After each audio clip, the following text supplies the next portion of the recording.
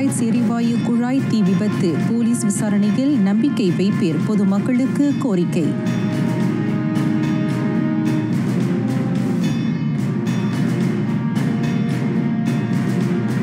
Putra heights வட்டாரத்தில் 220 வீடுகள் குடியிருக்க பாதுகாப்பானவை. 38 பேர் இன்னமும் சிகிச்சை பெற்று வருகின்றனர்.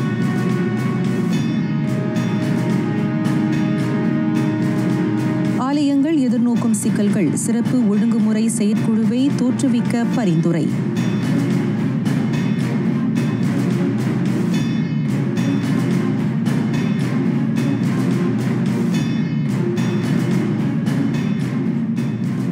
வணக்கம், சலாம் மலேசியா மடானி. ஆர்டிஎம் தமிழ் செய்திகள் உங்களுக்காக. உங்களுடன் நான் பிரிசிலா பிரியா ஆரோக்கியசாமி.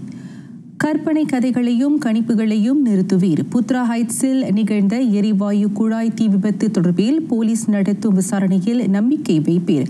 ஆருடங்களும் வந்திகளும் புலனாய்வுக்கு ஊறு விளைவிக்கும் எனும் அச்சத்தில் உள்துறை அமைச்சர் டத்துஸ்ரீ சைஃபுடின் நசுத்தியான் இஸ்மாயில் அந்த வலியுறுத்தலை முன்வைத்தார். புத்ரா ஹைட்ஸ் தீ விபத்து தொடர்பில் உறுதியற்ற தகவல்களையும் கூற்றுகளையும் பரப்ப வேண்டாம் என எல்லா தரப்புகளையும் அமைச்சர் கேட்டுக்கொண்டார். விசாரணை நடத்தப்பட்டு தகவல்கள் அவ்வப்போது இற்றைப்படுத்தப்படுகின்றன. அவ்வகையில் போலீஸ் இது குறித்து முழு புலனாய்வும் நடத்தி முடிக்க வழி வழங்க வேண்டும்.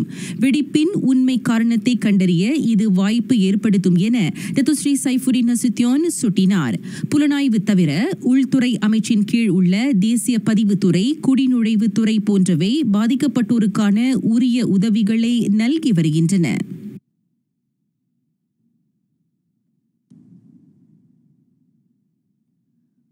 புத்ரா ஹைட்ஸ் எரிவளி குழாய் வெடிப்பு தீ விபத்தை குற்றச் செயலாக வகைப்படுத்த இயலாது. அந்த பேரிடர் குறித்து இன்னமும் விசாரிக்கப்படுவதாக ஸ்லாங்கூர் போலீஸ் தலைவர் டத்தோ ஹுசேன் உமார் கான் தெளிவுபடுத்தினார். நிகழ்விடத்தில் போலீஸ் புலனாய்வை நுண்ணோக்கியிருக்கிறது. எனவே விவகாரத்தில் எவரையும் இப்போதைக்கு குற்றம் சாட்ட இயலாது என டத்தோ ஹுசேன் விளக்கினார்.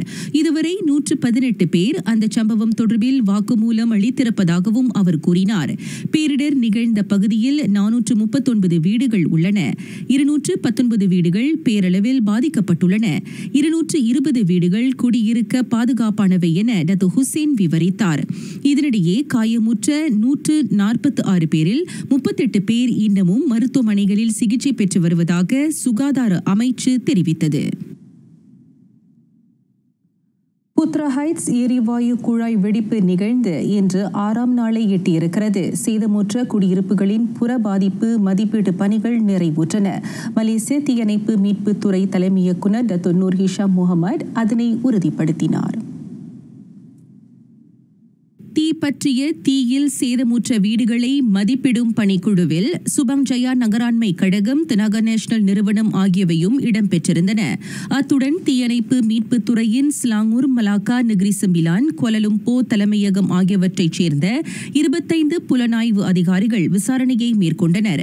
பல்வேறு தரப்புகளும் மதிப்பீட்டு பணியில் உட்பட்டிருப்பதால் முழு விவரங்களை வெளியிட காலம் தாழக்கூடும் என டத்தோ நூர் ஹிஷாம் கோடி காட்டினார்.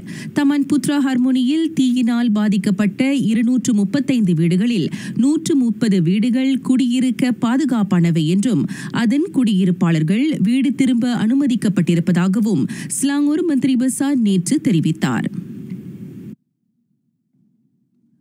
புத்ரா ஹைட்ஸ் தீ விபத்தில் பாதிக்கப்பட்ட உயர்கல்வி கழக மாணாக்கர் இயங்கலை வாயிலாக படிப்பை தொடரலாம். வகுப்புகள் நாளை தொடங்கும் நிலையில் மாணாக்கர் நலன் கருதி இந்த தளர்வு வழங்கப்படுவதாக உயர்கல்வி தலைமை இயக்குநர் பேராசிரியர் டாக்டர் அஸ்லிண்டா அஸ்மான் தெரிவித்தார். உயர்கல்வி அமைச்சின் இந்த தளர்வு பன்னுட்ப கல்லூரி, சமூக கல்லூரி மாணாக்கருக்கும் விரிவுபடுத்தப்படுகிறது. அந்த தீ விபத்து உயர்கல்வி கழக மாணாக்கரின் படிப்பை பாதித்துவிடக்கூடாது எனும் நோக்கில் அமைச்சு இந்த ஏற்பாட்டை செய்திருப்பதாக பேராசிரியர் டாக்டர் அஸ்லிண்டா கூறினார். இதனிடையே தீ விபத்தில் பாதிக்கப்பட்ட உயர்கல்வி கழக மாணாக்கரின் நிதிச்சுமையை குறைக்க பிரகாசா சிஸ்வா அறவாரியம் வாயிலாக உயர்கல்வி அமைச்சு தலா 2000 ரிங்கெட்டை கொடையளித்தது. நாட்டிலுள்ள 2500க்கும் அதிகமான இந்து ஆலயங்களில் ஏறத்தாழ 1000 ஆலயங்கள் மட்டுமே முறையாக பதிவு பெற்றுள்ளன. பெரும்பாலான ஆலயங்கள் நிலம், பட்டா சிக்கல், பதிவு விவகாரம், நிர்வாக சிக்கல் உட்பட பல்வேறு காரணங்களால் பிரச்சினைகளை எதிர்நோக்குகின்றன. அவற்றுக்கு தீர்வு காண சிறப்பு ஒழுங்குமுறை அமைப்பு உருவாக்கப்பட வேண்டும் என பரிந்துரைக்கப்பட்டுள்ளது. இந்து ஆலய சிக்கல்களை களையும் நோக்கத்தில் இன்று தேசிய அளவில் மலேசிய இந்து ஆலயங்களுடனான அவசர சந்திப்பு நடைபெற்றது. 1000க்கும் அதிகமான ஆலய பிரதிநிதிகள் பங்கேற்ற அந்த சந்திப்பில் முன்வைக்கப்பட்ட கருத்துகள் பரிந்துரை அறிக்கையாக வரையப்பட்டு பிரதமர் துறையிடம் சமர்ப்பிக்கப்பட்டது. குறிப்பாக நிலப்பிரச்சனை, அதற்கு அடுத்து பதிவிலாக்காவில் ஏற்படுகின்ற பிரச்சனை, அதன் பின்பு நிர்வாக பிரச்சனை, இவை அனைத்தையுமே முன்னெடுப்பதற்காக இன்று மலேசிய இந்து சங்கம் ஒரு சிறப்பு கூட்டத்தை இன்று அவசர கூட்டத்தை ஏற்பாடு செய்திருந்தோம். ஒட்டுமொத்தமாக மலேசியர்களுடைய எதிர்பார்ப்பு என்ன அப்படின்னா, ஒரு பிரதிநிதி வேண்டும், எங்களுக்கு ஒரு ஜவாத்தான் வேண்டும், அல்லது எங்களுக்கு ஒரு அட்வைசரி போர்டு வேண்டும் அப்படிலாம் பரவலாக கேட்டுக்கொண்டிருக்கின்றார்கள்.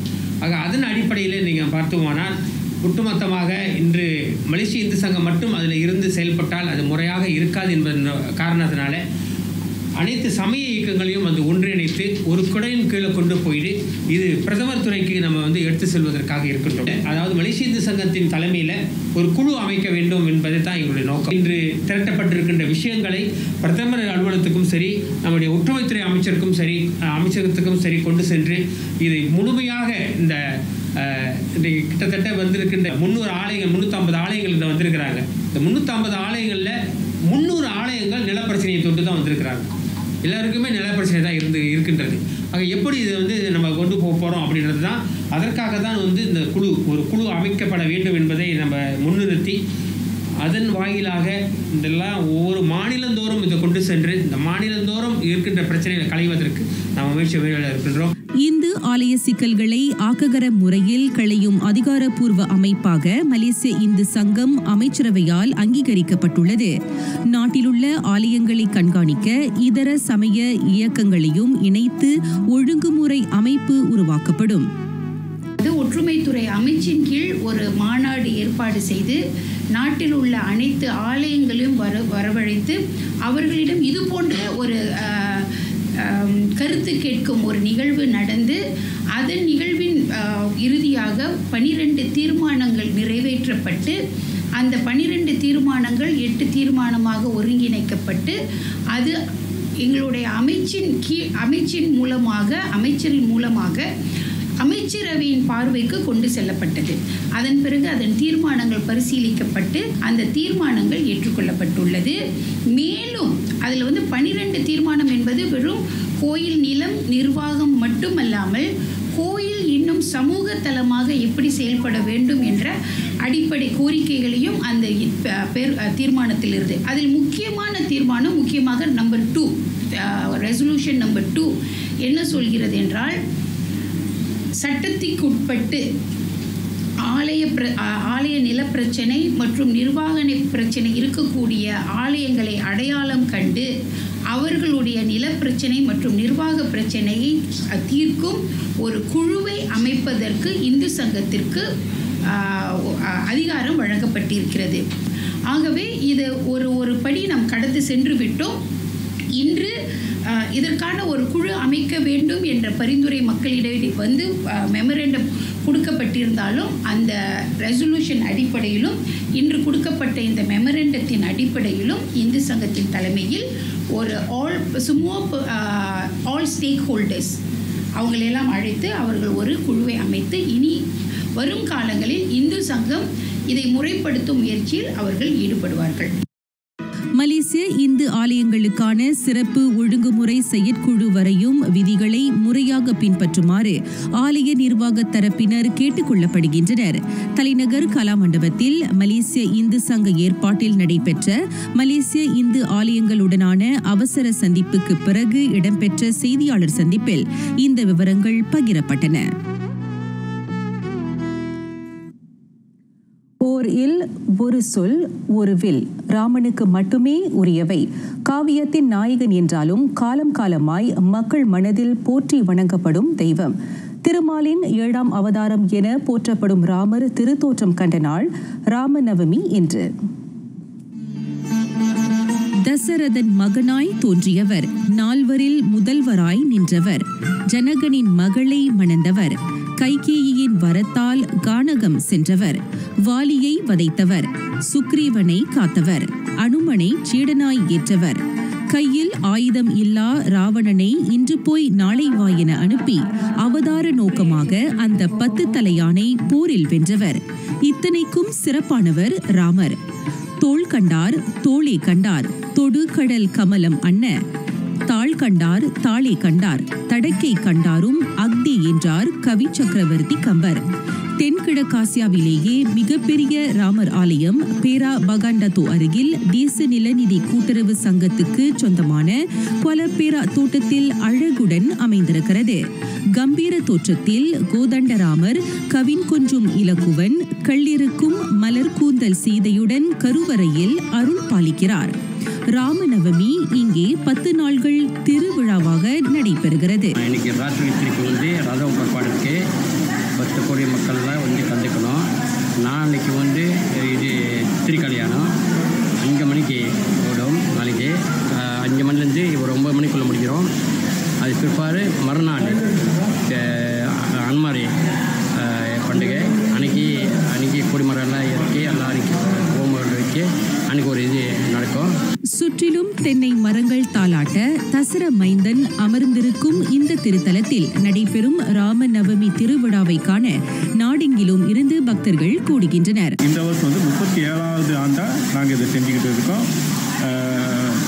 இந்த வருஷம் வந்து 450 பேர் வந்து நம்ம கோயிலுக்கு வந்திருக்காங்க. ஏன்னா ஞாயிற்றுக்கிழமை விடுமுறையினால ரொம்ப பேர் வந்திருக்காங்க. இது எங்களுக்கு ஒரு பெரிய பொறுப்பணியாக இருக்குது. இந்த ராமர் கோயில் நாங்கள் மற்ற மாநிலத்திலிருந்தும் கோலம்பூர் ஜோஹோலேருந்து கூட வந்திருக்காங்க கொஞ்சம் பேர் இந்த ராம நவமிக்கு. எங்களுக்கு வந்து ஒரு ராமருக்கு வந்து எங்களுக்கு ரொம்ப பொறுப்பணியாக இருந்து எங்களுக்கு உதவி பண்ணுறாரு. நிறைய பக்தர்கள்லாம் வந்து கூட நின்று பூஜையில் கலந்துக்கிட்டு நல்லா சிறப்பாக கொண்டாடினாங்க. ரொம்ப மனசுக்கு ரொம்ப சந்தோஷமாக இருந்துச்சு. ரொம்ப நல்லா இருந்துச்சு. நல்லா சந்தோஷமாக இருந்துச்சு. பூஜையும் நல்லா செஞ்சாங்க. கரெக்டாக நல்லா செஞ்சாங்க. அமைச்சு கொடுத்தாங்க. மனசுக்கு ரொம்ப நிறைஞ்ச மனசாக இருக்குது. கற்பனையானாலும் கற்சிலை என்றாலும் காவியத்தின் நாயகனாம் ராமபிரான் இன்றளவும் போற்றப்படும் தெய்வமாக திகழ்கிறார். மாந்த வாழ்க்கையின் வழிகாட்டுதலாக ராமனின் காதையை எடுத்து இயம்பும் ராமாயணம் விளங்குகிறது.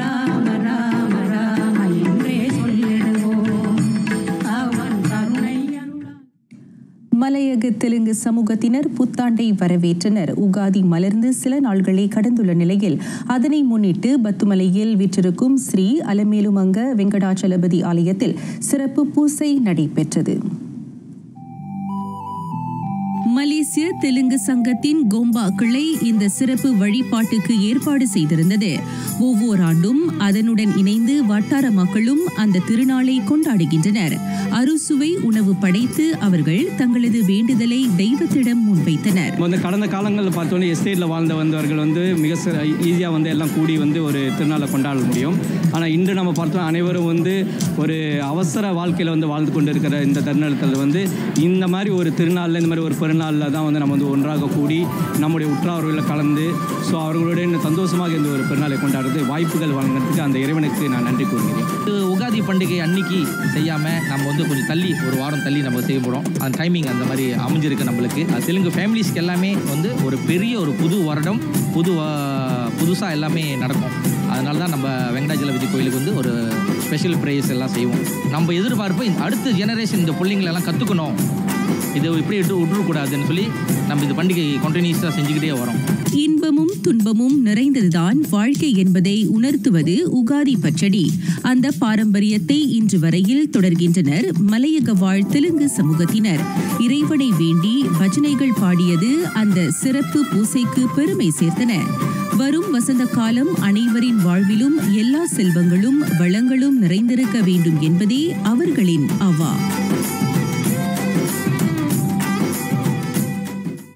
பலனை எதிர்பாராது கடமையை செய்தோருக்கு சிறப்பும் கௌரவமும் தேடி வரும். இப்போவில் நாட்டின் வெற்றி காணும் இந்திய தொழில் முனைவோரை ஊக்குவிக்கும் நோக்கில் பேரா சிறந்த தொழில் முனைவர் விருது விழா நடைபெற்றது. நாட்டில் இந்தியர்கள் பல்வேறு துறைகளில் பீடு நடை போட்டு வருகின்றனர். தொழில் முனைவோர் திறமையை மேம்படுத்தும் நோக்கில் ஸ்மீபா அமைப்பு இந்த விருது விழாவை ஏற்பாடு செய்திருந்தது. கடந்த 15 ஆண்டாக நடத்தப்படும் தொழில் முனைவர் விருதளிப்பு விழாவில் இந்த ஆண்டு சற்று மாறுபட்ட வகையில் பேராவில் மட்டுமல்ல பல மாநிலங்களில் இருந்து வருகை அளித்த தொழில் முனைவர்களையும் ஸ்மீபா கௌரவித்ததாக அதன் நிறுவன தலைவர் மாலதி பிரகாசம் கூறினார். 13 பேர் CEO of the Year award எடுத்திருக்காங்க. another 13 பேர் வந்து ஸ்மீபா ரெகக்னிஷன் அவார்ட் எடுத்திருக்காங்க. நம்மளுடைய இந்த வியாபாரம் நம்ம செய்யும் பொழுது நம்ம அடுத்த லெவலுக்கு நம்மளை வந்து எடுத்துட்டு போக முடியும். உங்களை பார்த்து உங்க குழந்தைகளும் உங்களுடைய சொந்தக்காரங்களும் இது பார்க்கும் பொழுது வியாபாரத்தில் நம்ம வாழ்க்கை தரத்தை மாற்றலாம். அது அடுத்தடுத்த லெவலுக்கு நம்ம எடுத்துட்டு போகலாம். தங்கள் வணிக மூளைகளின் பசிக்கு இந்த விருது தீனி போட்டதாக தொழில் முனைவர்கள் உவகை தெரிவித்தனர். நம்ம ஈப்போல் வந்து பத்மாக்ஷியா சில்க்ஸ் அப்படின்ற ஒரு காஞ்சிபுரம் புத்திக் வச்சுருக்கோம். ஸோ இது எங்களோட 4th year running successfully and இதுதான் எங்களோட first time winning an award. So இது ரொம்ப என்கரேஜிங்காக இருக்குது. ஸோ இந்த மாதிரி நிறைய ஈவெண்ட்ஸ் செய்கிறனால ஃப்யூச்சரில் வந்து நிறைய இளைஞர்களுக்கு இது ரொம்ப என்கரேஜிங்காக இருக்கும். நம்புகிறோம். நான் 22 வருஷமாக இந்த எலக்ட்ரிக்கல் வியாபாரத்தை செஞ்சுக்கிட்டு இருக்கேன். ரொம்ப மகிழ்ச்சியாக இருக்குது. இந்த மாதிரி ஒவ்வொரு இந்தியர்களுக்கும் ஒரு உற்சாகமும் ஊக்கமும் இருக்குது. ஒவ்வொரு நேரத்தையும் சோர்ந்து போகிறப்ப இந்த ஒரு அவார்ட் கிடைக்கும் போது பார்த்திங்கன்னா வியாபாரத்தை அடுத்த லெவலுக்கு கொண்டு போகிறதுக்கு எங்களுக்கு ஒரு உற்சாகமாக இருக்குது. இதான் எங்களோட ஃபர்ஸ்ட் டைம் நாங்கள் அவார்ட்ஸ் எடுக்கிறோம். ரியலி ரொம்ப சந்தோஷமாக இருக்குது. இதே மாதிரி இன்னும் வளர்கிற இளைஞர்களுக்கு என்டர்பிரினர்ஷிப்க்கு இந்த மாதிரி அங்கீகாரம் கொடுத்தாக்கா இன்னும் மேற்கொண்டு நிறையா புது பிஸ்னஸ் என்டர்பிரினர்ஷிப்லாம் இன்னும் முன்னுக்கு வருவாங்க. சுடர் விளக்கெறும் இவர்கள் சிறு தூண்டுதலில் தடைகளை தகர்த்து குன்றின் மேல் விளக்காக ஒளிர்கின்றனர். நான் வந்து ஒரு ஈவெண்ட் ஆர்கனைசராக இருக்கேன். அண்ணன் வந்து செஃப் கேட்டரிங் துறையில் இருக்காரு. இந்த வகையில் வந்து இந்த 2025 வந்து எங்களுக்கு மாபெரும் ஒரு சாதனை கொடுத்துருக்காங்க. இந்த வேலையில் வந்து ஸ்மீமாவுக்கு எங்களோட மனமான நன்றியை தெரிவிச்சுக்கணும். எங்கள் போல் வளர்ந்து வரும் இளைஞர்களுக்கு ஸ்மீமா ஊக்கமும் அங்கீகாரம் கொடுத்துருக்காங்க. எனக்கு வந்துட்டு ரொம்ப சந்தோஷமாக இருக்குது. இந்த மாதிரி ஒரு அவார்ட்டும் வந்துட்டு ஒரு 10/10 வாங்குறதுக்கு இன்னும் நான் மேலும் வந்துட்டு இன்னும் நிறைய அவார்ட் வாங்கணும்னு சொல்லிட்டு ஆசைப்பட்றேன். என்டர்பிரினர்ஸ் மட்டும் இல்லை, புதுசாக ஸ்டார்ட் பண்ணுற பிஸ்னஸ் உமன்ஸ் எல்லாத்துக்கும் வந்துட்டு இது வந்துட்டு ஒரு ஸ்டார்டிங் ஸ்டேஜாக இருக்கும். அந்த அவார்ட்ஸுன்றது வந்துட்டு எல்லாத்துக்கும் ஒரு மேக்னெட் மாதிரி வந்துட்டு ஒரு இது இழுக்கும். அவங்களும் வந்துட்டு அந்த அவார்ட் வின் பண்ணணும் அப்படின்னு சொல்லிட்டு அந்த கோலில் வந்துட்டு அச்சீவ் பண்ணணும்னு சொல்லிட்டு மூவ் பண்ணுவாங்க. So congratulations to upcoming entrepreneurs and businessmen. உலகத்தோடு ஒட்ட ஒழுகு என்கிறார் வள்ளுவர். அறிவியல் தொழில்நுட்ப யுகத்தில் பயணம் செய்து கொண்டிருக்கும் உலகம் ஒவ்வொரு நாளும் புத்தாக்கத்தை கண்டு கொண்டிருக்கிறது. தொழில்துறையில் பங்களிக்கும் இவர்களுக்கு இந்த பூமி உரிய அங்கீகாரம் அளிக்கிறது.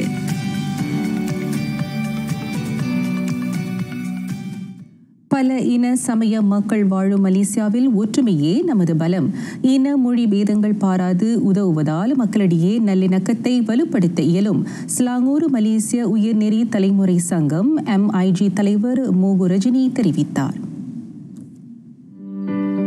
வசதி குறைவற்ற மக்களின் வாழ்க்கை சுமையை குறைக்க ஸ்லாங்கூர் மலேசிய உயர்நெறி தலைமுறை சங்கம் பல்வேறு முயற்சிகளை மேற்கொண்டு வருகிறது.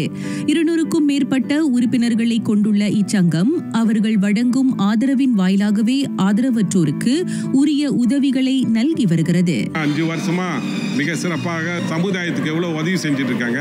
நம்ம செந்தோசால எடுத்துக்க பார்த்துக்கிட்டா இவங்க ஒரு NGO வெள்ள நேரம் தான் ஏதோ ப்ரோக்ராமோ பிள்ளைங்களுக்கு படிப்போ லேப்டாப் கொடுக்குறதோ ஏதோ உதவினா நம்ம சமுதாயத்துக்கே ஒரு குரூப் இருக்காங்கன்னா MIG அவங்களுக்கு வாழ்த்து சொல்ல கடமைப்பட்டிருக்கேன்.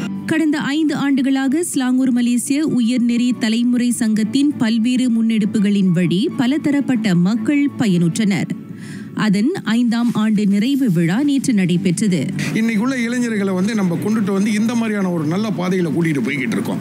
இந்துவா இருக்கலாம், மலேசியரா இருக்கலாம், மலாய்க்காரராக இருக்கலாம், சைனீஸா இருக்கலாம், யார் வந்தாலும் நம்மளுக்கு அவங்களுக்கு அந்த வியாபாரம் தொடங்கணுன்ற ஒரு உதவி வந்து நம்ம கண்டிப்பாக பண்ணிடுவோம். எப்படி பண்ணலாம்னு சொன்னால் அவங்களுக்கு அதுக்கான ப்ரிப்பரேஷன் இருக்கணும். ஒரு சிறு தொழில் நான் தொடங்க போகிறேன். அந்த தொழிலினுடைய செலவு ஒரு 10,000 வெள்ளி. இந்த இடம் தான் பார்த்துருக்கேன்னா அதெல்லாம் நாங்கள் முதலீடு போட்டு அவங்களுக்கு அந்த திறந்து வச்சு அவங்களுக்கு அந்த இதை பண்ணி கொடுத்துருக்கோம். அந்த நிகழ்ச்சியில் கல்வியில் சிறந்து விளங்கும் B40 மாணவர்களுக்கு மடிக்கணினிகள் வழங்கப்பட்டன. அதோடு ஆதரவற்றோர் இல்லங்களுக்கு நிதி உதவியும் வழங்கப்பட்டன. அடிப்பட்டவங்க இருப்பாங்க ஹாஸ்பிட்டலில், அவங்க ஹாஸ்பிட்டல் காசு கூட கட்ட முடியாத சூழ்நிலையில் இதே கிளைங், GH, பந்திங், KL இங்கெல்லாம் இருக்காங்க. அவங்களுக்கு அந்த மருத்துவ செலவு, அப்புறம் அவங்களுக்கு இனிப்பு நீர் வகையில் கால் எடுத்திருப்பாங்க. அது மலைக்காரவங்களாக இருந்தாலும் சரி, சீனவராக இருந்தாலும் சரி, அவங்களுக்கு அதை வாங்கிறதுக்கு அந்த எஃபர்ட் இருக்காது. ஸோ உடனே நாங்கள் என்ன பண்ணுவோம், அந்த எலக்ட்ரிக் வீல் சேர் இந்த மாதிரிலாம் வாங்கி ஹாஸ்பிட்டலுங்களுக்குலாம் நிறையா கொடுத்துருக்கோம். தனியாக MIG ஃபுட்பால் டீம் அப்படின்னு சொல்லி வச்சுருக்கோம் ஃபார்ம் பண்ணி. அதில் நிறைய இளைஞர்களை ட்ரெயின் பண்ணி அவங்கள இந்தியா, இந்தோனேஷியா, இப்போ கூட வரக்கூடிய ஒரு 6வது மாதம் ஜூன் மாதத்தில் இந்தோனேஷியாவில் வந்து MIG போய் விளையாட போகுது. ஸோ இந்த மாதிரி ஃபுட்பால் பிளேயர்ஸ்லாம் நாங்கள் உருவாக்கி அவங்களுக்கும் சப்போர்ட் பண்ணுறோம். அதே நேரம் அந்த ஃபுட்பாலில் இருந்த ஒரு சில பிளேயர்ஸ் வந்து அந்த ஆக்சிடெண்ட்டில் கால் இல்லாமல் போனால் அவங்களுக்கெல்லாம் வந்து நம்ம இந்த மேடையில் நன்கொடையெல்லாம் கொடுத்துருக்கோம். சங்க உறுப்பினர்களின் ஆதரவால் வருங்காலத்தில் இந்திய இளைஞர்கள் விளையாட்டுத் துறையில் கோலூற்றவும் வறிய குடும்பங்களுக்கு உதவவும் பல புதிய திட்டங்கள் மேற்கொள்ளப்படும் என மோகு ரஜினி விவரித்தார்.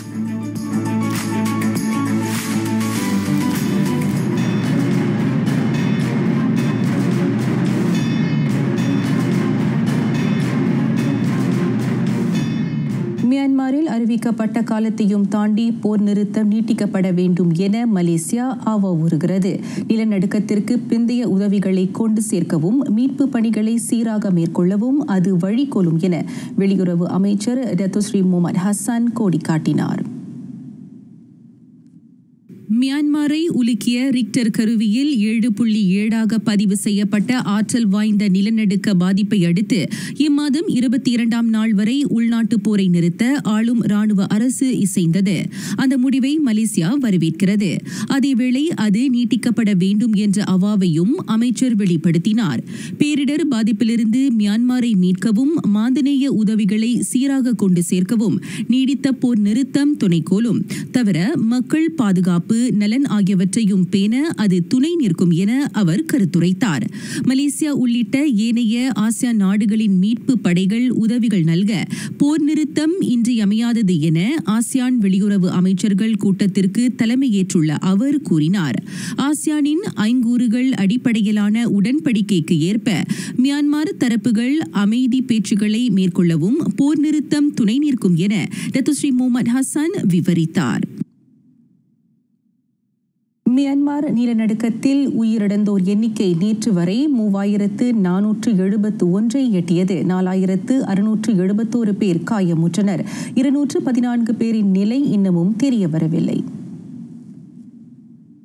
கடந்த வாரம் வெள்ளிக்கிழமை மியான்மரை ரிக்டர் அளவையில் 7.9 ஆற்றல் கொண்ட நிலநடுக்கம் தாக்கிய நிலையில் தேடி மீட்கும் பணிகள் தொடர்கின்றன. உள்நாட்டு மற்றும் அனைத்துலக மீட்பு குழுக்கள் இடிபாடுகளுள் சிக்கியிருந்த 653 பேரை பாதுகாப்பாக மீட்டனர். அதேவேளை 682 சடலங்களும் வெளிக்கொணரப்பட்டதாக மியான்மர் ராணுவ அரசாங்கம் நடத்தும் த மிரர் நாளேடு தகவல் அளித்தது.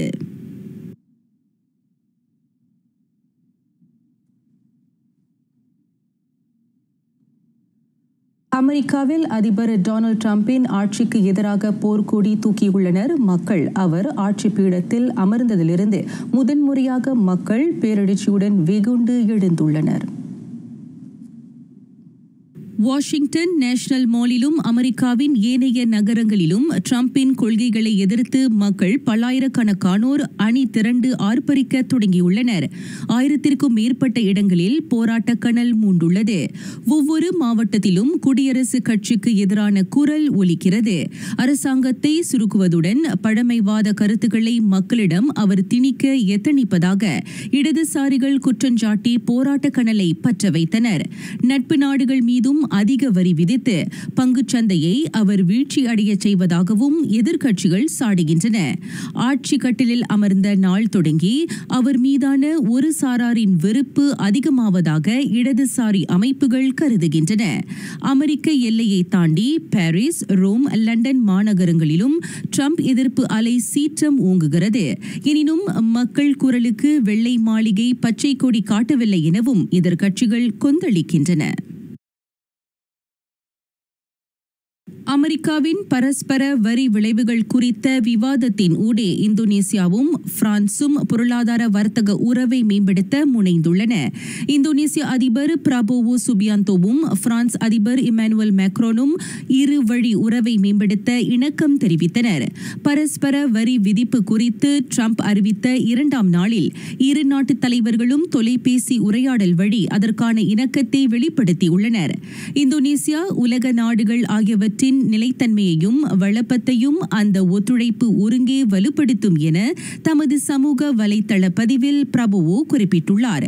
தற்காப்பு, பொருளாதாரம், அறிவியல், பண்பாட்டுத்துறை ஆகியவற்றோடு கல்வியிலும் ஒத்துழைப்பை இந்தோனேசியாவுடன் இணைந்து மேம்படுத்த பிரான்ஸ் விழைவதாக மேக்ரோன் தமது சமூக வலைதளத்தில் பதிவிட்டார். மே மாதம் திட்டமிடப்பட்டிருக்கும் இந்தோனேசியாவுக்கான தமது அலுவல் பயணத்தின் போது அந்த ஒத்துழைப்பு கனவு மெய்ப்படும் என அவர் கோடி காட்டினார்.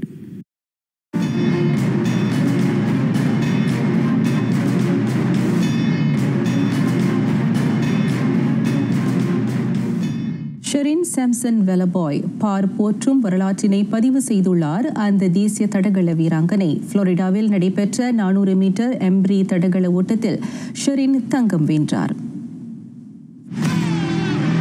ஸ்பீட் கிளப்பை நிகர்த்து களமிறங்கிய 26 வயதான ஷெரின் 53.72 வினாடிகளில் பந்தயத்தை நிறைவு செய்தார்.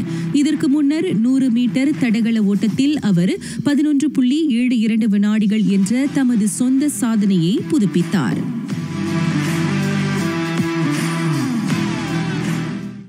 பிரான்ஸ் லீக் 1 காற்பந்தாட்டம் கிண்ணத்தை கைப்பற்றியது. பாரிஸ் செயின்ட் ஜெர்மைன் சொந்த அரங்கில் 1-0 என ஆங்கஸை வீழ்த்தி தொடர்ச்சியாக 4ஆம் முறையாக PSG வெற்றி கனியை பறித்தது. இன்னும் 6 ஆட்டங்கள் எஞ்சியிருந்தாலும் லூயிஸ் என்ரிக் வழிகாட்டுதலில் இயங்கும் PSG முன்கூட்டியே அதன் வெற்றியை திடமாக்கியது. அணிக்கான ஒரே கோலை 55ஆம் நிமிடத்தில் மத்திய திடல் ஆட்டக்காரர் டேசடூவே பரிசாக்கினார். ஆட்டத்தின் 80 விழுக்காடு PSG-யின் கட்டுப்பாட்டிலேயே இருந்தது. 74 புள்ளிகளுடன் PSG உச்சத்தில் அதன் வெற்றியை உறுதி செய்தது. தொடர்ந்து 28 ஆட்டங்களில் தோல்வி அடையாமல் வெற்றியை மட்டுமே பெற்ற அணி எனும் சாதனையையும் PSG படைத்திருக்கிறது. இங்கிலீஷ் பிரீமியர் லீக் காற்பந்தாட்டம் எவர்டன் ஆர்சனலுடன் 1-1 என சமநிலை பெற்றது. முதலிடத்தை தக்க வைத்திருக்கும் லிவர்பூலை பின்னுக்கு தள்ளும் ஆர்சனலின் கனவு காணல் நீராகிவிடும் நிலையில் உள்ளது. குடிசன் பார்க் அரங்கில் நடைபெற்ற ஆட்டத்தின் முற்பாதியில் ரஹீம் ஸ்டெர்லிங் தட்டி கொடுத்த பந்தை லியாண்ட்ரோ ட்ரோசாட் கோலாக்கினார்.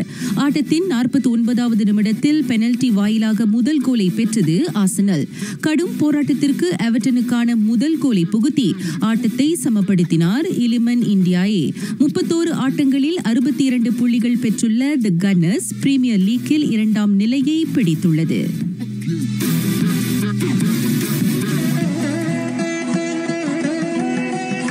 குரல் உருவொன்றி நிற்றல் ஓசையின் உள்ளே யுதிக்கின்ற தொண்டொன்று வாசமலர் நாற்றம் போல் வந்து மலரிலிருந்து நறுமணம் வெளிப்படும், அதுபோல ஒளியிலிருந்து சதாசிவம் வெளிப்படும் என யாவிலும் உறைந்திருக்கும் சிவ தத்துவம் விளம்புகிறார் அரும்புலவர் ஔவை. நிறைவடைகின்றன RTM தமிழ் செய்திகள். எங்களோடு இணைந்ததற்கு நன்றி.